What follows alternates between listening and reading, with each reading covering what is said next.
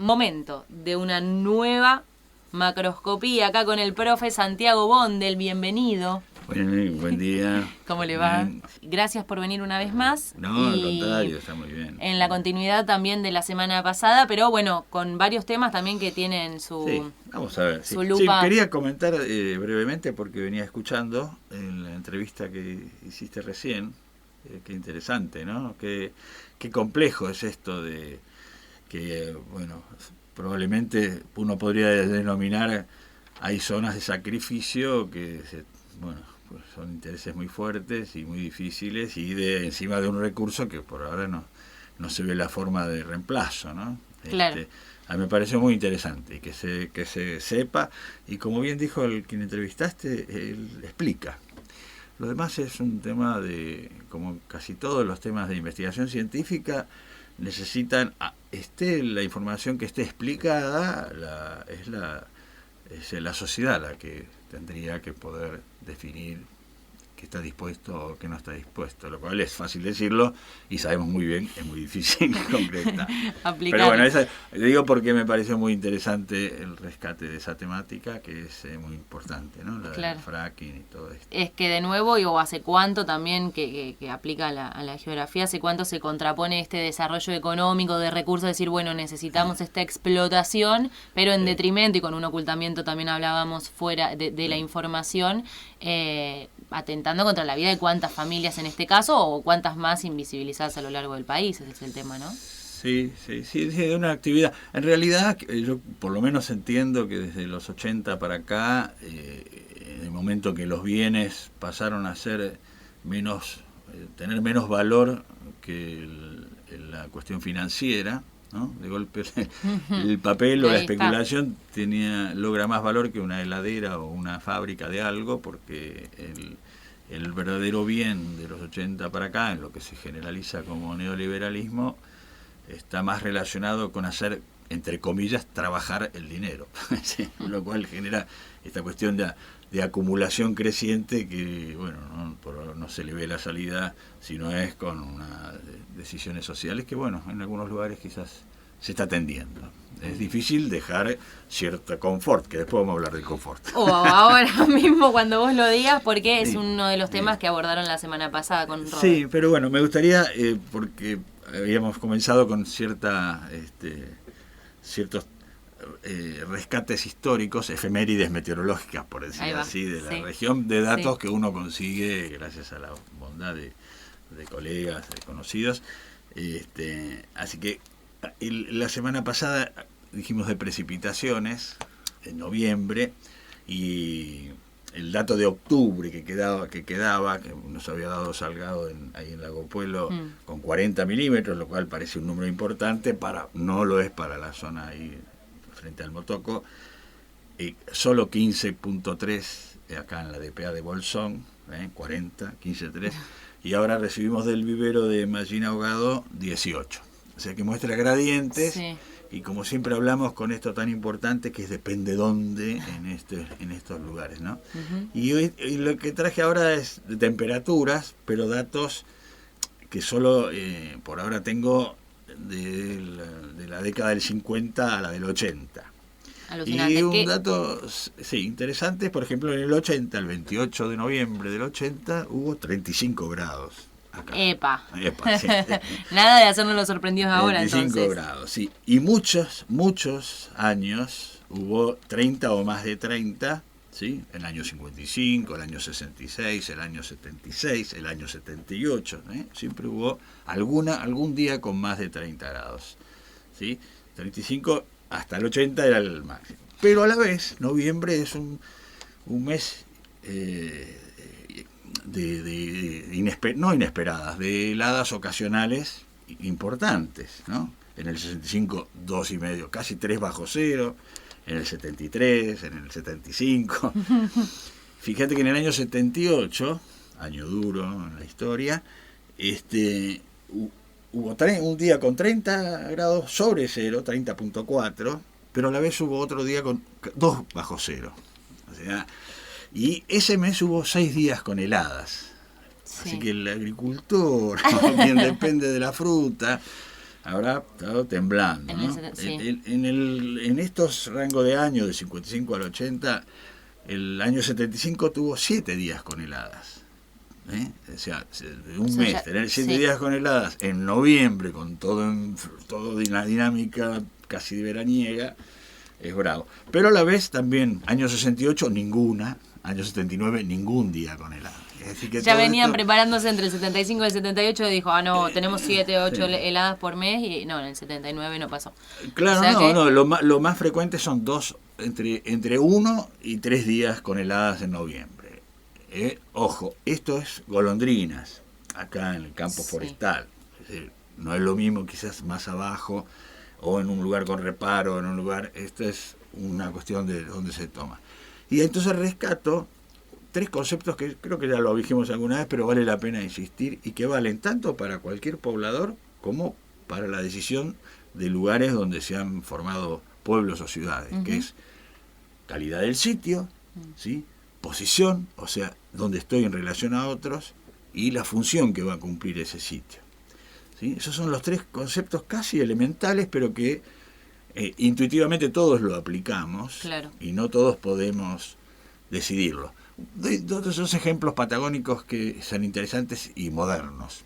La elección del Chaltén, que es un pueblo creado por una decisión política, que se buscó un lugar donde hubiera agua, donde la topografía no fuera muy quebrada, que tuviera acceso a lugares bellos, y por supuesto muy relacionado en tiempos que se gestaron a fines de los 80, relacionado con la zona de frontera. ¿Sí?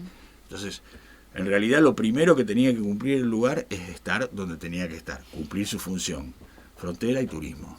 ¿Sí? El sitio tenía que tener agua y una topografía amigable. ¿Se entiende? Sí. ¿Sí? Y la posición, que fue muy difícil de vencer, que era lejos, ripio, espantoso, con poca posibilidad de llegar por vía aérea, etcétera, etcétera. Así que los 3 juegan siempre, ¿no? Sí. Uno lo podría... Tolwyn, en Tierra del Fuego, un pueblo también creado. Tuve la suerte de entrevistar a quien más o menos lo pergeñó, que era en la época de la dictadura de Onganía Lanuse. Era un capitán de navío, Escobar, si mal no recuerdo, sí, es Escobar, donde se planificó básicamente con un sentido más geopolítico, tener un pueblo en el centro de la isla entre Ushuaia y Río Grande, justo antes de cruzar la cordillera, claro, si se va hacia... Entonces se eligió un sitio donde va también esta cuestión de, cuál es la posibilidad catastral, donde tengo lugar para hacerlo, ¿sí? Todo esto suma, entonces se eligió el lugar, y aquí la posición fue muy importante porque era equidistante entre las 2 ciudades de la isla, ¿sí? Para cumplir esa función geopolítica, claro, que era la de reunir población en un medio rural muy extranjerizado en ese momento, la peonada de origen chileno y muchos de los dueños de la tierra de origen extranjero. ¿Se entiende? O sea que, y estos conceptos además, cada uno tiene las variables que mencionabas, las precipitaciones, las temperaturas, también... Exacto, por eso lo digo, claro, lo rescato. Yo tengo esos datos, podemos llevarlo en vez de a pueblos y ciudades, a la decisión de hacer algo en un terreno, en un campo o algo así. Sí. De nuevo, qué lindo terreno. Pero para llegar tengo que, no sé, vienen parapentes. Bueno, entonces, o sea, está en una posición claro, mala. Ahora, ¿para qué es? ¿Sí? ¿Cuál es la función que va a cumplir? Bueno, un mirador. Bueno, qué interesante, está en un buen lugar. ¿Se entiende? Este totalmente, juego permanente. Sí. Y permanente y variable también a través del tiempo, ¿no? Porque justo mencionás el Chaltén, en los años 80 se planificó y se pensó de una manera, y debido a lo que vi la semana pasada, ahora hay toda una campaña por terrenos para el Chaltén. Sí. Es decir, hay mucho turismo de amenidad, tal cual hemos hablado por aquí. Sí, de hecho están en negociación con parques nacionales para ver si el municipio si logra, digamos, liberar un sector para poder lotearlo y hacer de aquello que si el comienzo eran 3 casitas, ¿no? Claro. Bueno, lo mismo que Tolwyn. El proyecto original de la época de Lanuse se quebró y se rescató recién mucho más tardíamente, claro, ¿no? Ya bien empezados los 80. Otros conceptos también que revisarnos y retomar de la semana pasada. Sí, la semana pasada hablábamos esto de que uno se llama sensación térmica, esta cuestión bioclimática, que bueno, normalmente lo asociamos con, nos vamos a bañar al río, nos ponemos un pullover, pero obviamente tiene mucha más trascendencia para la producción agropecuaria, para el crecimiento de los árboles, para la actividad industrial, para el transporte, que también mencionamos. Entonces el tema de cómo eso que todos percibimos todos los días, llevarlo a un plano relacionado con la planificación, con las estrategias, digamos así, ¿no? Claro. Entonces decíamos que así, finalmente todos dependemos de la radiación solar y que la fisiología humana tiene una capacidad de resistir con un tope de más y un tope de menos, y toda esa cuestión que se relaciona con la temperatura interna nuestra, que la semana pasada decíamos mágica, de 36,5, 37 grados que tenemos siempre, que es increíble, y una temperatura de la piel de 32 aproximadamente, una capita que si nadie la sopla, ahí queda más o menos en 32. Y hablábamos de cómo la temperatura, la velocidad del viento y la humedad relativa y el brillo del sol son nuestros grandes condicionantes para estar o no confortables. Ahí está. Sí. Que muchos dicen cuál es la zona de bienestar desde el punto de vista del ambiente en que me encuentro. O sea, donde no necesito ni refrescarme ni calefaccionarme, ¿sí? Esto que también parece que es muy obvio esto, yo me he visto, pero bueno, se toman decisiones más grandes que esas, y daba como ejemplo un gran hotel, por ejemplo, cómo hacer para mantener, y obviamente en la vida común, ¿no? Cualquiera podría decir, yo me arropo en invierno de una manera o en verano de otra, ¿sí? Necesito lugares con sombra o necesito lugares que estén bien irradiados. Esas decisiones de todos los días, cuando se hacen en un lugar firme y fijo, son muy difíciles de modificar. Así que la arquitectura, el diseño industrial son fundamentales en esto, aun cuando no sea tan científico, si se quiere, porque quien conoce, quien es observador, también toma las precauciones para plantar, para sembrar, para decidir sobre un determinado camino y sus sombras, que todos sabemos con el hielo, claro, etcétera, sin tal vez el concepto a título formal, pero es en la observación en el territorio que se considera todo eso, ¿no? En el momento de las pequeñas decisiones y de las grandes también, si vamos a construir o vamos a desarrollar un proyecto productivo de huerta, lo hablamos también siempre acá los jueves. Uno lo puede llevar incluso a planos importantes, como cuando se habla de impacto ambiental, ¿no? Si bien los estudios de impacto ambiental tienen toda una cuestión que podría ser para otra charla, porque tienen alguna contaminación, el tema de que exista este conocimiento más o menos sistemático implica que uno puede decir, no, eso no se puede hacer ahí porque tal y tal cosa, o sea, necesito tenerlo sistematizado. En líneas generales, y creo que les va a ser interesante a quienes escuchan, en líneas generales, para el habitante en general, porque también hablábamos con Roberto la semana pasada que no hay uno igual a otro exactamente, esa es la cualidad extraordinaria que tiene el ser humano, que no hay casos, pero sí se puede decir en términos generales que, por ejemplo, estando en el exterior y vestido normalmente según la estación, más de 32 grados es caluroso aún con viento, o sea, se toman determinadas precauciones y entonces aparecen alertas amarillas, etcétera, que habrán escuchado. Entre 28 y 32 grados puedo llegar a estar confortable, según la humedad relativa, siempre que haya viento, siempre que el aire se renueve. Y la zona de confort, lo que llamábamos el zapato la vez pasada, es, aunque parezca raro, entre 28 y 21 grados, ¿sí? Siempre que la humedad sea superior a 20% y hasta el 50%. Ok, entre 20 y 50. Si yo tengo 48% de humedad y tengo 26 grados, estoy confortable en general. Suena, pero ¿por qué decías que podía parecer raro que fuera entre los... Bueno, porque a mí 28 grados está muy caluroso. Ahí está. Sí. Ahora, por ejemplo, si la humedad está entre 50% y 75%, más de 25 grados ya no estoy confortable. Necesito agregarle algo al ambiente para estar. Con más del 80% de humedad no hay caso. O sea, voy a estar inconfortable. Nos rendimos ante o sea, la sudoración excesiva, cosas que se dan en algunas ciudades acá del y país. menos del 18%, medido estadísticamente, uno podría rendir 20%, de humedad, es absolutamente irritante también. O sea, necesito humectarme porque, bueno, algunos lo notarán en los labios, etcétera, ¿no? Que hay una demanda de humedad que necesito agregársela. Claro. O sea, en ambientes hipersecos, que ojo, en la Patagonia, ni bien nos alejamos de la cordillera, son importantes. También nosotros tenemos partes del día en verano donde la humedad baja mucho, ¿no? Aunque parezca mentira, yo recuerdo estar en la estación meteorológica de Comodoro un día con 1% de humedad, lo cual es una sequedad irritante feroz. ¿Qué? Feroz. ¿Y qué se hace en esos y casos? encima con una brisa que hacía que se secara hasta las lágrimas, nada. No, ¿sí?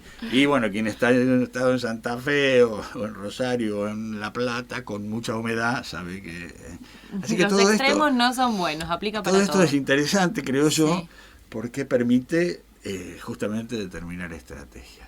¿Sí? Estrategias. Las tenemos espontáneamente. Lo bueno es que si tengo algo colectivo, como una escuela, una universidad, necesito tener una estrategia. Sí. A nivel individual, claro, las tomamos todos los días las decisiones, pero a nivel colectivo, ¿hay algún ejemplo a nivel nacional que se haya pensado esto? Porque además siempre hablamos de la variabilidad climatológica y obviamente en base a las geografías. En Argentina existe el mapa bioclimático, lo hicieron Hoffman y Núñez, investigadores argentinos, donde se ha mapeado el país, se lo regionalizó y que se utiliza bastante, por ejemplo, para los planes de vivienda, donde la aridez o el extremo calor o el extremo frío, cosas que, bueno, creo que los que tenemos algunos años hemos visto cómo se extrapolaban, digo yo, pero digamos, se llevaban modelos de viviendas pampeanas a lugares de la Patagonia o etcétera, ¿no? Casas con un estilo que no iban o no condecían con Misiones. ¿Sí? Entonces, todo eso sí se ha mejorado mucho. Quizás no es tan público, es más de lo profesional. Pero sí, la Argentina está zonificada. Por ejemplo, uno podría marcar bien claro nuestra zona, la zona de Bariloche o de Villa Langostura y Concordia en Entre Ríos. O sea, cada uno tiene un nomenclador que no lo voy a decir porque sería incomprensible, ¿no? AAT, subíndice N y supraíndice T. ¿Sí? Muy interesante, pero claro, innombrable en ese sentido. Pero no, además el tema, por ejemplo, del viento también en la Patagonia, ¿no? O sea, es otra de las variables. Sí, el viento es muy importante y tiene que ver con la temperatura. Sí. Algo que quizás desde todos los días, que todos ustedes los comunicadores se toman bastante esto de dar los datos del tiempo, porque hablemos de eso. No nos forman lo suficiente. Nos sentimos unos herejes hablando de eso en realidad, lo voy a confesar. No, pero lo importante es, por ejemplo, yo buscando temperaturas para las efemérides, lo que me encuentro es que tengo varios datos de temperatura, pero registrados en lugares que uno no puede confiar que estén bien. ¿Por qué? Porque existe una manera de tomar la temperatura estandarizada mundialmente y muy aceptada, que es a 1,5 metros de altura, en un lugar sombreado, alejado de cualquier fuente que me genere distorsión, un edificio, una arboleda, etcétera, etcétera, ¿sí? Y a la sombra. Entonces, la altura es para que quede más o menos a la altura de los ojos de la observadora o el observador. No vaya a incomodarse. Por eso los norteamericanos quisieron subirlo a 1,60, porque se creen muy alto. Pero bueno, 1,50 es lo que se hace. Y lo que, aunque parezca mentira, y todos lo sabemos, es que si uno toma la temperatura más abajo que 1,5 metros, enseguida o va a subir mucho, si es que hay mucha radiación, ¿no? Cualquiera sabe con los pies si anda por la arena un día de sol, ¿sí? Descalzo, ¿sí? O donde va a subir la temperatura, o si lo llevo mucho más arriba que 1,5 metros para que no me roben el termómetro, donde la temperatura, al alejarse de la fuente de calor, que es la superficie del suelo, me distorsiona el dato. Entonces, por ahora yo diría, por ejemplo, en el Bolsón, el único dato que yo, ojo, porque puedo no conocer otros lugares, que tiene fidelidad en cuanto a la temperatura, porque está ubicado donde corresponde, es el del aeródromo. El aeródromo, punto final. Sí, sí. Y como dijiste lo del viento, ojo que si hay viento, esas diferencias se achican, porque bueno, si hay viento... ¿La amplitud térmica se achica o...? No, esto de acercarme al piso o alejarme, claro. ¿sí? Pero si no, aunque parezca mentira, bueno, no, yo creo que todos lo sabemos. Si ponemos un termómetro en el suelo cuando le pega el sol, y aunque le ponga sombra al termómetro, me va a tomar una temperatura altísima, 38, 39, 40 grados quizás, ¿sí? Mientras que al alejarme de la fuente de calor, que es el suelo, esa distorsión ocurre al revés, ¿sí? Quizás para redondear esto, y vale la pena recordar, nosotros recibimos radiación del sol, y como todo lo que recibe radiación del sol y lo absorbe, emite. La atmósfera se calienta no desde el sol directamente, sino desde la superficie de la Tierra, ¿sí? Es como si calentara un sartén o una plancha, y acerco la mano a la plancha y la plancha quema bastante, ¿no es cierto? Entonces, esa importancia que tiene de dónde tomo el registro tiene una gran validez, y entonces quizás la próxima vez vamos a poder entrar a distintos lugares de la Tierra en cuanto a esas condiciones. ¿A esos registros? A registros distintos.